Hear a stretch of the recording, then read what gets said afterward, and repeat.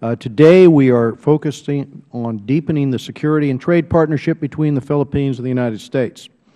And it's really a rejuvenated relationship, a relationship that goes back, of course, many, many years to the point in time when, with our traditional ally, the Philippines, we stood shoulder to shoulder in fighting Japanese aggression many, many years ago. But the Philippines is one of 5 treaty allies that the United States has in Asia, and last year marked our alliance's 60th year anniversary. Now, for those of us here in the House, I think there's no blunting the fact that there's a feeling that the Philippines has been largely ignored in U.S. foreign policy for the last few years, and that we need to change that. And this is the first congressional hearing focused solely on the U.S.-Philippine relationship in many years. Fortunately, we're going to hear today that there's a lot of things changing in terms of the relationship between the Philippines and the United States right now. Since 9/11, the U.S. and the Philippines have been very closely cooperating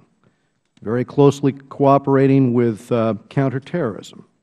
The Abu Sayyaf Group, the Moro National Liberation Front, the Moro Islamic Liberation Front, those groups are responsible for the deaths of over 100,000 Filipinos.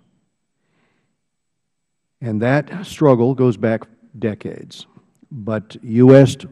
armed forces have worked under the armed forces of the Philippines, have worked with those armed forces in the Philippines to provide training and logistics and other support to root out these terrorist organizations. And Philippine forces have had a good deal of success. And as all of you know, last week, Philippine forces killed some of Southeast Asia's most wanted terrorists, including Marwan, a key link to the Abu Sayyaf terrorist group. So security cooperation has intensified lately. The U.S. and the Philippines regularly conduct joint military exercises. U.S. ships make regular port calls, and last year the United States transferred the Coast Guard cutter Hamilton to the Philippine Navy and rechristened the Navy there, rechristened that the Gregorio del Pilar. And I have written the Defense Department requesting that the Philippines be given priority when other vessels are transferred. Another capital ship will soon arrive in Manila, and there is talk of even greater military cooperation between the two countries. Both countries have serious concerns about Chinese aggression in the South China Sea. At least 9 times last year, Chinese ships fired live rounds at Filipino fishermen. They severed Philippine oil supply cables. They harassed Philippine ships, sometimes merely miles from the Philippine coast. The U.S.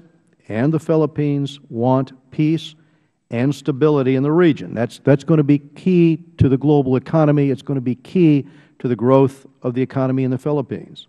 But this is going to require a balance of power. Cooperation, I think, is made easier by the good feelings the people of each country have for one another. Filipino Americans have helped create a very positive impression of the Philippines, and public opinion polling shows that the Philippines population is the most pro-American population anywhere in the world. Economic cooperation is important as well.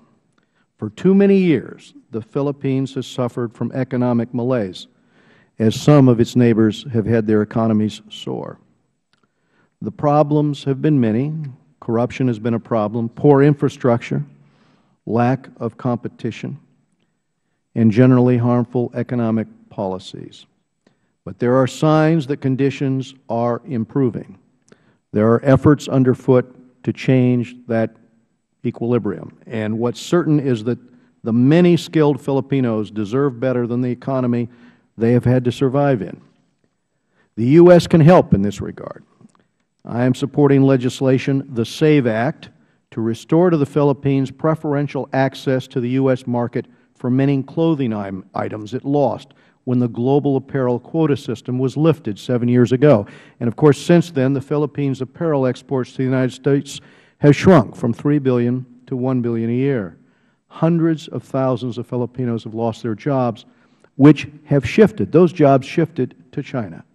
We should give an ally like the Philippines a leg up in competing for international apparel orders. The SAVE Act has bipartisan support, and I am hopeful it can advance this year. It is in the Ways and Means Committee right now, and it is gaining more and more support, more and more traction. The Philippine government has trade aspirations. It has expressed an interest in joining the Trans-Pacific Partnership, a proposed trade agreement involving 9 countries, including the United States, Australia, Malaysia, New Zealand, Singapore, and Vietnam. The Deputy U.S. Trade Representative has a Manila trip planned for this month to discuss the TPP and other trade issues. The Philippines needs to come up to speed. Due to its regulatory shortcomings and its treatment of intellectual property and red tape and other trade and investment inhibiting factors, there are changes that need to occur. Well, the United States can help in that regard.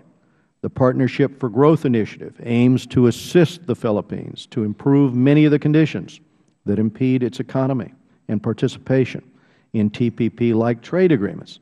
And this also would help put Philippines on the map for more trade and investment vis-a-vis competitors like China. This